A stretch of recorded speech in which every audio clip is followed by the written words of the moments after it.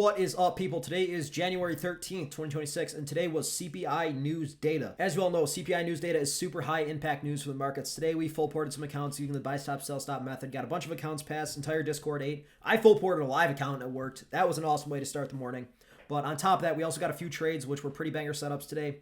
Took a win, took a break even, took a loss. Nonetheless, all good setups. There's going to be a ton of sauce in this video for you regarding my model. If you guys don't already know, I have the simplest inversion system in the space. If you want to learn it for yourself, link in the description. Free Discord, tons of free resources. I break down my entire model for you, tons of PDFs. There's no reason you shouldn't join. I live trade in there every single day, and you can see my model in action. And let me say, before I get into this recap, today was a crazy trading day. My final trade, my third trade I took, was hands down the most important and the most flawless execution I've had in a while. Stick around and watch that. There's a ton of sauce in that trade alone, and all of you will learn a lot from that trade. All right, so as basically everybody knows, you can full port CPI news data to pass your accounts. You can use a method called the buy stop, sell stop method. If you don't know what that is, head to my TikTok. I have a full video explaining that method. I won't get into that, but I live streamed this morning at 8:30 for CPI news data. I use this full porting method. I passed an eval. I did it on a live account. I made a bunch of money there, and that's just a super easy way to make quick money using this data candle. It works like 80% of the time. I'll put my trade on screen now, which you can see it. It wasn't really a trade. It was a gamble, and before any of you say that I gambled and I shouldn't have made money on this, this has an 80% win rate. None of you, and I know this for a fact, have an 80% win rate. So if you're going to call this gambling, well, guess what? It is a better win rate than all of you, so you're gamble then if you call this gambling. All right, so as you guys see, CPI news data came out bullish. We made our money, so be it. And I'll just let the reaction off of the CPI candle play out here. But coming into pre-market, I'll put my bias on screen now. I was bullish on the day. I thought that we left data highs behind. We should trade back to data highs. So I was looking to see a bullish reaction off of market open, targeting those data highs. And that was the first trade I took today. It was a long, and I'll get into why I took it and how I took it. But that was my bias. It's on screen now. Make sure you read that.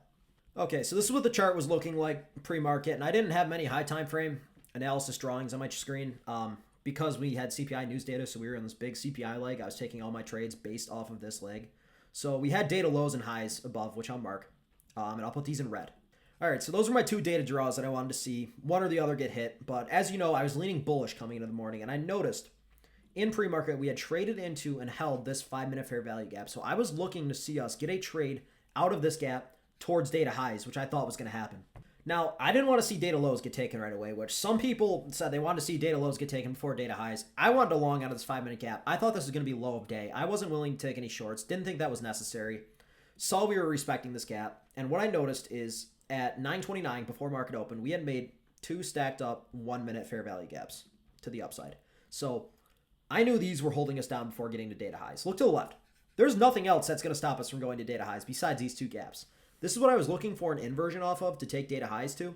And I just wanted to see these get ran through, take a long, target data highs. Okay, so my first trade was going to look something like this. I was watching New York market open play out, and we were starting to see some bullish reactions, not getting anything textbook, nothing that I liked. And right here, a lot of people noticed that we had almost inversed this fair value gap. A lot of people in the server had entered this long right now because the highest time frame inversion in the leg, as you know, which is my entry model, was this 3-minute fair value gap. A lot of people saw this inversion right there and took a long entry. This would be my normal entry, but because we had data draws, I wanted to be a little bit more conservative, even though there's super high probability. So I was just waiting for a final close above this last 1-minute fair value gap. Even though I was still waiting for an inversion of the 1 minute, most people were already in, and they got a little bit of a scare right here because we traded lower. But you'll see, we finally inverse this 1-minute fair value gap. Me personally, I've been trading for 3 years. I have a lot of discretion when it comes to inversions. I didn't enter off this inversion all the way up here. I knew that we were going to inverse this fair value gap at some point, especially when we traded back down and held some fair value gaps below.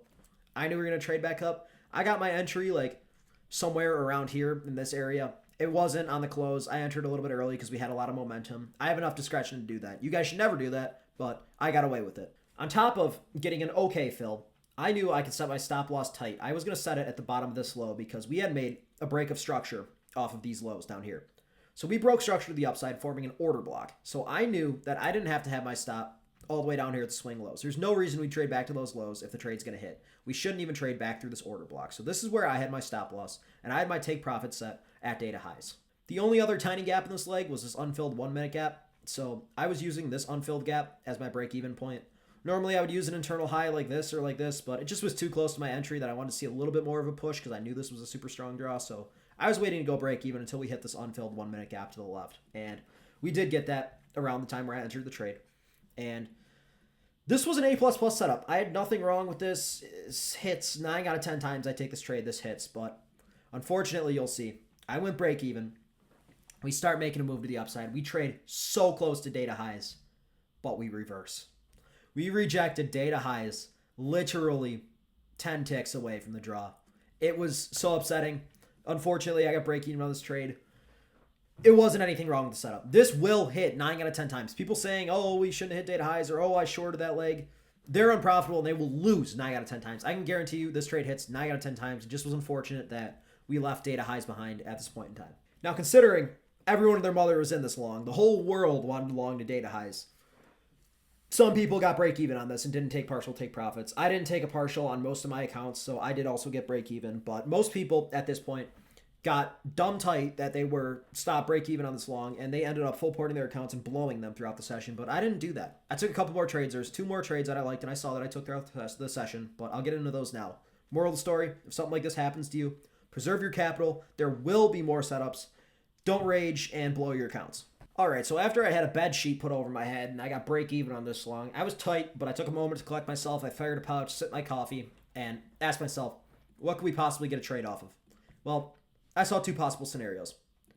We reject right there, come down and take this low, and get a inversion from this low to the upside back towards data highs, same draw.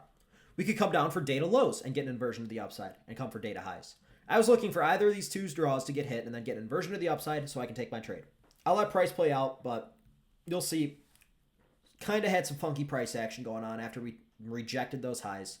Chopped around for a minute, and we came down, and we swept out these lows, and we swept out data lows. Immediately after sweeping data lows, what do you see right here? V-shape inversion off of these lows. What do you see? 1 minute inversion, data lows taken.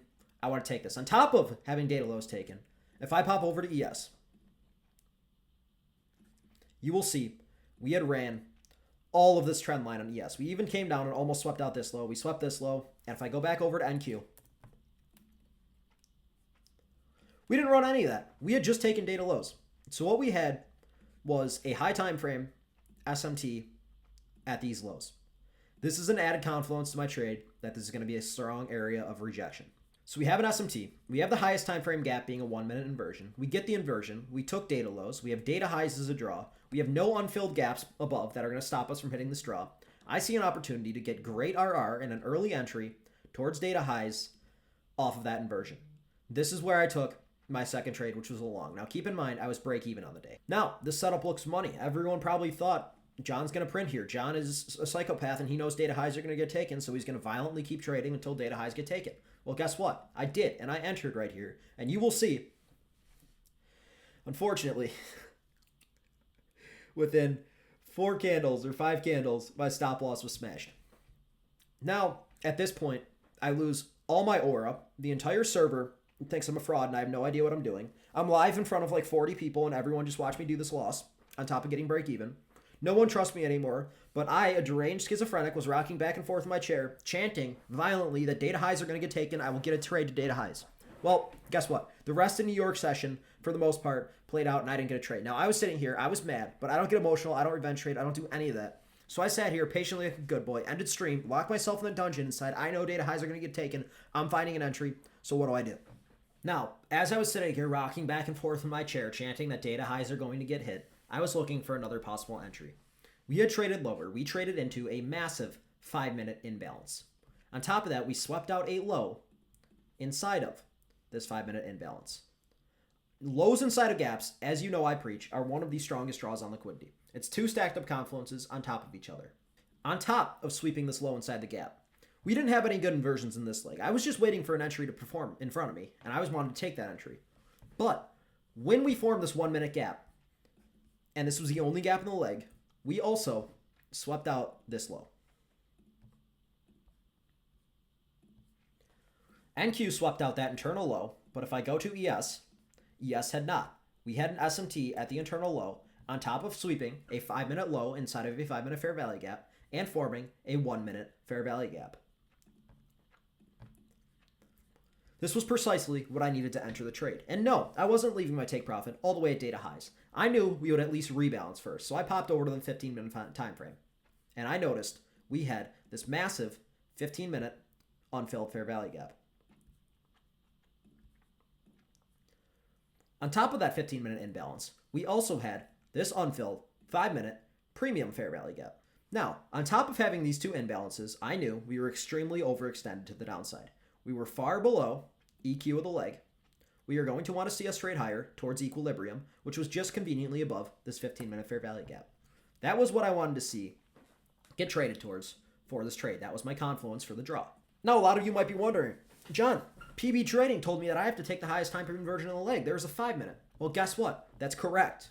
That's not the current trading leg. This is. This is the highest time frame inversion of the leg, and that is what most inverse fair value gap traders mess up, is they try to wait for the highest time frame inversion in the massive leg altogether. No. When you have an SMT, which my model teaches, all you have to take is the highest time frame inversion in the leg that formed the SMT. I only trade with SMTs. So once this SMT gets put in, all you have to do is wait for the inversion after it. You'll see one candle after putting in this SMT, we got a beautiful 1-minute inversion. I was smashing this long all day. I entered off of this inversion. I set my first take profit at the unfilled 5-minute. I set my second at the unfilled 15-minute. And my schizophrenic ass left a runner towards data highs. After seeing this inversion, this was the best setup I saw all day. Even better than the setup off market open, despite my deranged ass still trying to take that. I entered here, and you will see flush within a few candles. I think it was like 5 candles. Yep, we hit take profit 1. I went break even on the trade. After that, we chop around for a minute and start grinding our way up towards 15-minute and take profit 2, which also lined up with the equilibrium of the leg.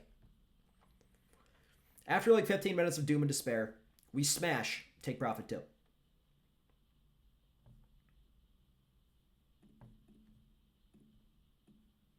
Okay, 15-minute unfilled gap filled, 5-minute filled. We've basically rebalanced EQ. I still want to see data highs get taken, but I'm not willing to leave that much risk on the table after hitting 2 take profits. I trailed my break-even point to this internal low. After my second take profit got hit, which still printed me 1 to 2.5 R, which made up for both of my losses combined on the day. That is what proper risk management will get you. Made up for both of my losses and printed me profit. After doing this, I trailed my stop loss to this internal low right there, and I let the trade ride. You'll see we trade a little bit higher, we chop around, but I got wicked out on this death candle at break even after hitting this internal low. I was out on every single one of my accounts besides my swing account, which I left a runner towards the data highs. And you'll see throughout the session, it looked really promising. I was still in just one contract. I traded this account totally different. Got really close to the data highs again, but we rejected off of literally nothingness, and I had a trailed stop get hit somewhere up here. I didn't make that much money. It was on micros, whatever. You don't care about that. That being said, I felt today served as a great day to learn how to properly manage your risk and why it is so important. Despite taking a break even and a loss, I didn't crash out, and I waited for the best possible setup. Even though we had 2 setups before it, this one was money. It was calling my name, and I made up for both of those. I made up for the loss and for the break even all in one trade. Obviously, I didn't lose money on the break even. And I ended up so green on CPI day, and I gambled CPI candle. But it's besides the point. All I'm getting at, you have to properly manage your trades, and you have to learn how to manage liquidity properly and know which liquidity draws are really the most important one. When you use SMTs how I do, it's going to help you exponentially in your trading to be able to find the best entries and still get good RR on inversion systems. That being said, I hope you didn't get screwed over on CPI news. You should have been able to catch at least one win. I hope you did. If you didn't crash out and blow your accounts, consider this a win. I know today was a rough trading day. If you messed up, so be it. It happens. As long as you didn't crash out and blow everything you have, you took a win on the day, in my book. That being said, tune into the Discord, daily live trading entirely for free. My model broken down. You can learn from me individually. I can help you with anything you need. We have a great community, over 220 members in there. Tons of people to talk to, tons of great resources. I hope to see you in there, and I will catch you all in the next trade recap. Happy gambling.